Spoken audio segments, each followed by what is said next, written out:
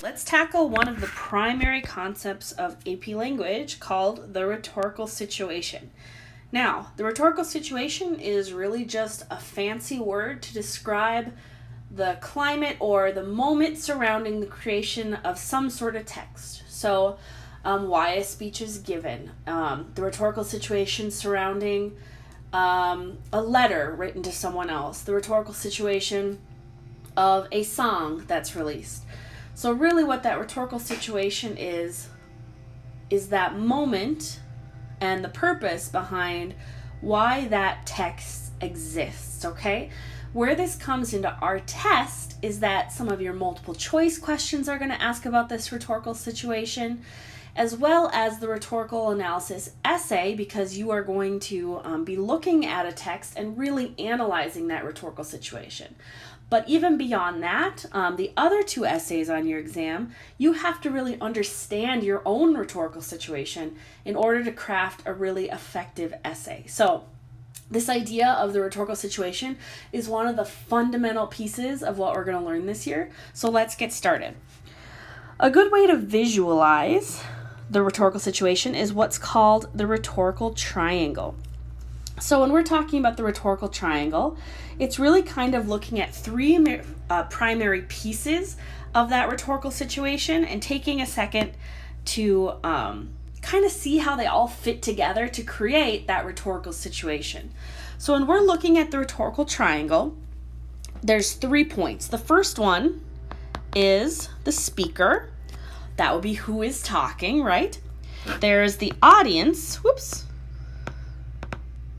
who they're talking to or who the message is being sent to, as well as, like I said, the message, what is being transmitted across.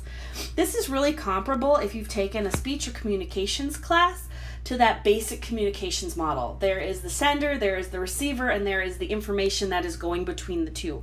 So those are the fundamental 3 pieces of a rhetorical situation.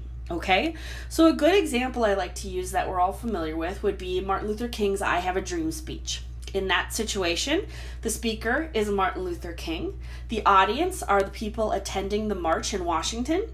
And then the message would be the speech itself and what ideas he's trying to get across, okay? And when we look at all 3 of these together, we're able to figure out what the purpose is. So if I consider the speaker as Martin Luther King, I think about who he's talking to, that audience, and I think about that message that's being created, I can get a better sense of why he's standing in front of these people and what he wants them to do. What is that purpose? The last piece of this rhetorical triangle is this circle that's all around it, and that is the context. So just like a circle surrounds something, the context is that information that is surrounding the rhetorical situation. So the cultural things to think about, the time or setting, different things that happened before and after are all part of the context, because just like a circle in this picture, they are surrounding that message, that purpose, that speaker, and that audience, okay? So this rhetorical triangle is kind of our fundamental structure of what a rhetorical situation is made up of, but it's not limited to this. So let's break it down a little bit further. And let's use an example here with a specific scenario. If our scenario is that you are asking your parents to go do something with your friends on a school night, let's look at what that would translate to on a rhetorical triangle. The speaker in that situation is you, because you, that's a weird you, let me try that again. You are asking your parents, the audience, if you can go out, okay? That is the fundamental message being transmitted. You are asking your parents if you can go out. Now, from this scenario alone, we also know the context that it is a school night, correct?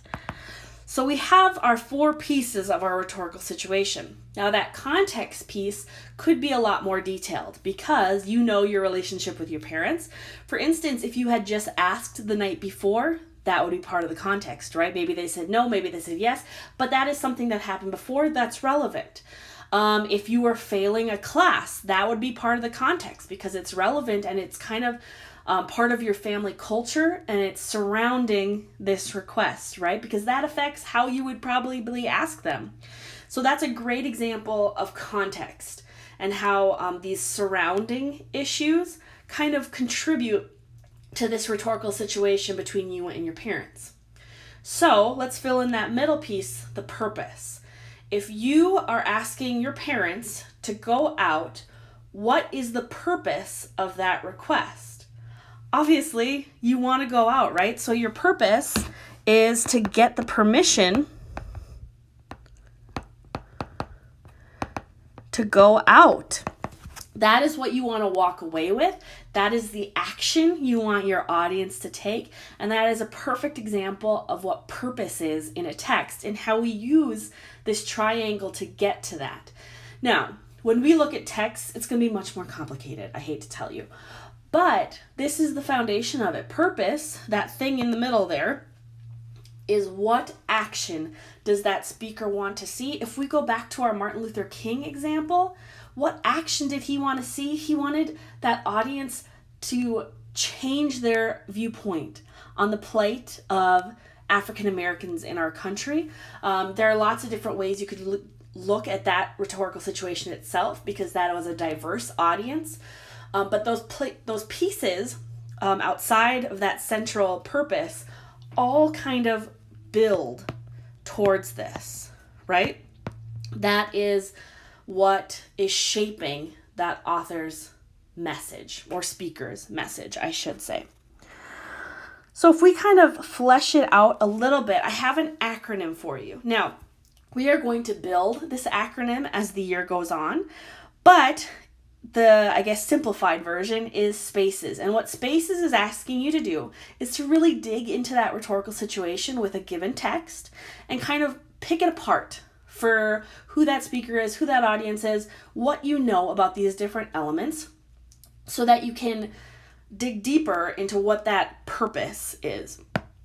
And where that purpose comes into play, I will tell you every multiple choice passage will have a question about purpose, okay? Your rhetorical analysis essay in the written part of the test, you need to know what the purpose of that text is, okay?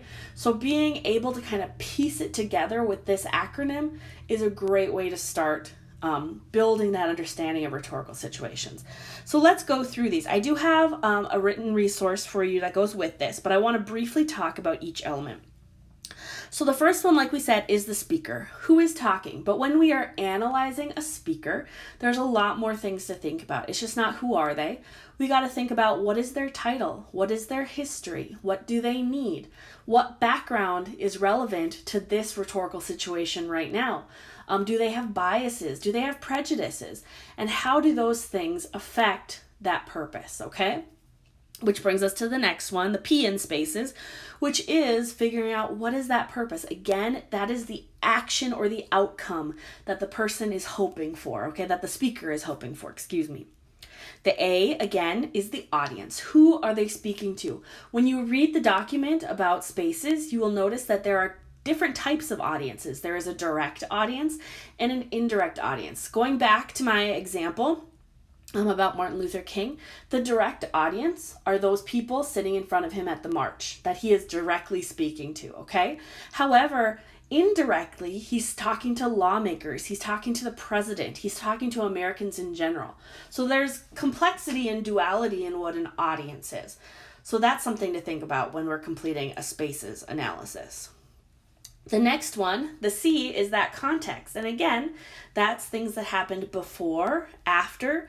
That's things that are happening culturally, socially, emotionally, all in that moment. Things that are relevant, that are not outright, so to speak, but things that are important to really fully understanding that situation.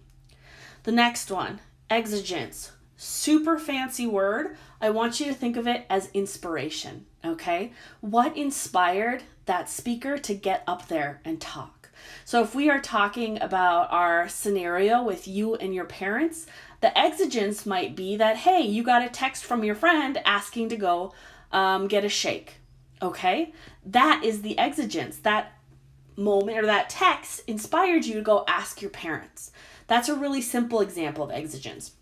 With Martin Luther King, the exigence is more of his observations and personal experiences with racism and discrimination that inspired him to get up and talk about in front of these people. It could also be his invitation to get up and talk in front of those people.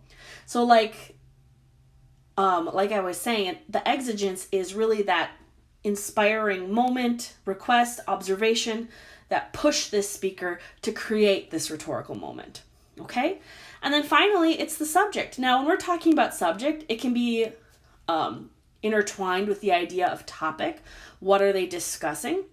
Or the message, like we talked about with the rhetorical triangle. But we can also think about the subject in terms of big themes or what we call big ideas. So a big idea is like that universal truth idea concept that everybody can connect with, okay? So for example, with Martin Luther King's speech, the subject is freedom. Freedom is a large abstract idea, but that is really the message he's trying to get across, okay? So that is our breakdown of spaces. I do have, like I said, a written breakdown that provides a detailed explanation using that scenario between you and your parents for sure. And I'd like you to start by reading that. Then I have a passage that I've provided for you to read through and complete a spaces analysis on, in which you first column, what is your observation about the purpose, speaker, whatever category you are, and what evidence do you have to support that observation, okay? So that's the rhetorical situation. Like I said, it's kind of difficult to wrap your brain around, but this is something that we are going to explore all year because it's that important. So take your time as you read through the spaces breakdown and really try your best on this spaces analysis, because this is kind of our first deep dive into what is the rhetorical situation. Thanks, guys.